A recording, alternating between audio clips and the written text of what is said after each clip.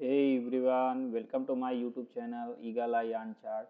आइए हम लोग आज उस पर चर्चा कर लेते हैं जो हम लोगों ने सुबह वीडियो में देखा था।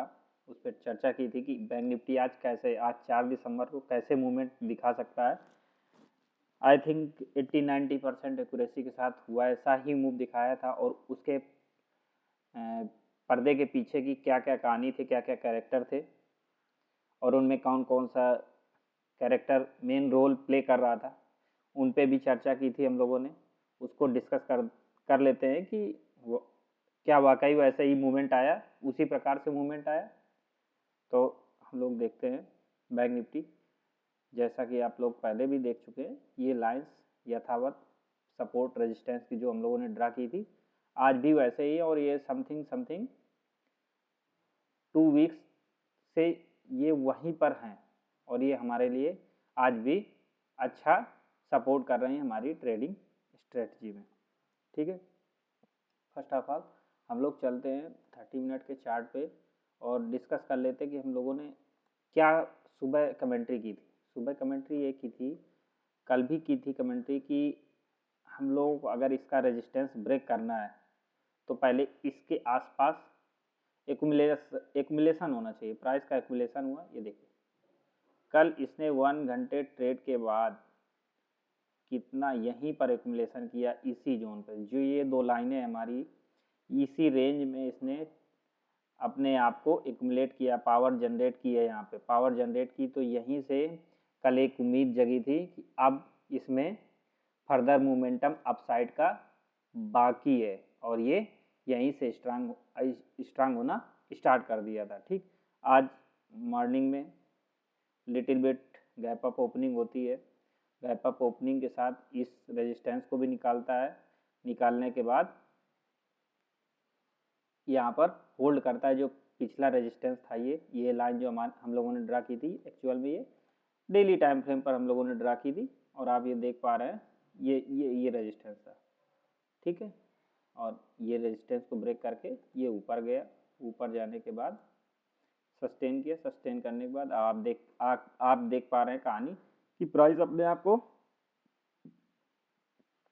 रिटेस्ट करने आया है। रिटेस्ट करने के बाद फिर से एक अच्छा खासा मूवमेंट आया है।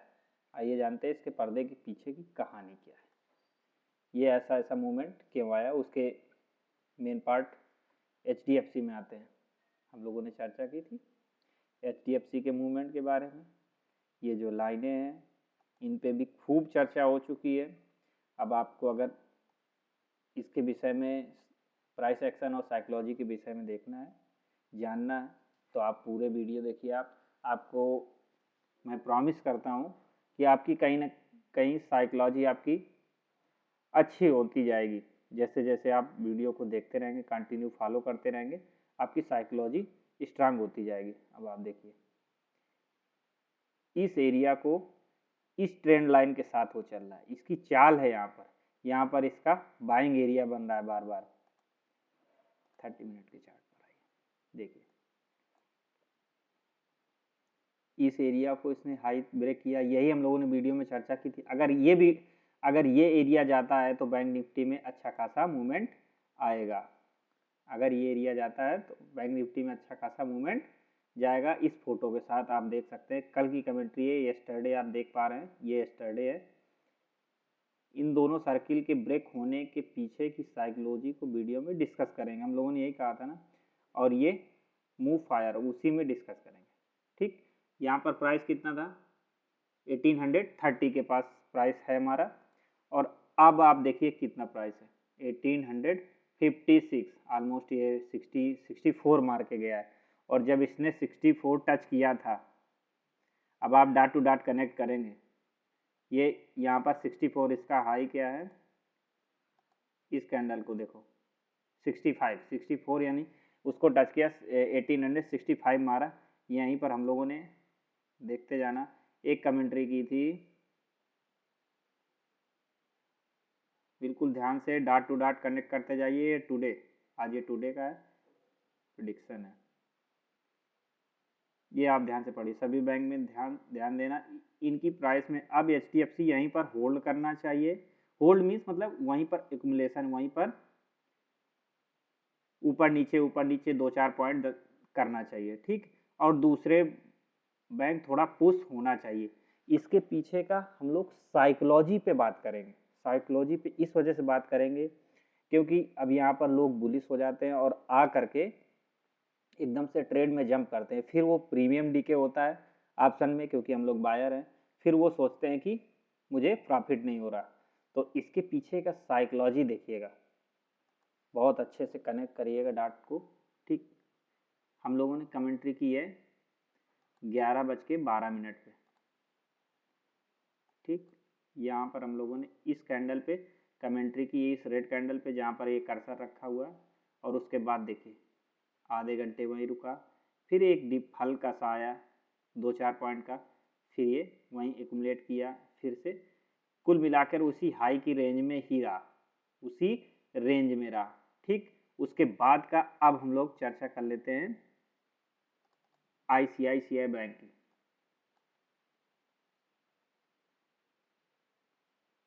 ठीक है। ये यहाँ पर डिप आया था, जैसा कि बैंक निफ्टी में डिप आया, उसके बाद का मोमेंटम देखिए। HDFC वही ना, लेकिन इसमें मोमेंटम समथिंग 8-9 पॉइंट का आ गया टोटल। अगर डॉट टू डॉट वहाँ मैसेज के पास से बात करेंगे तो 5-6 पॉइंट का मूवमेंट, 3 पॉइंट का मोमेंटम है। अब आते हैं SBI में। SBI में बात करें,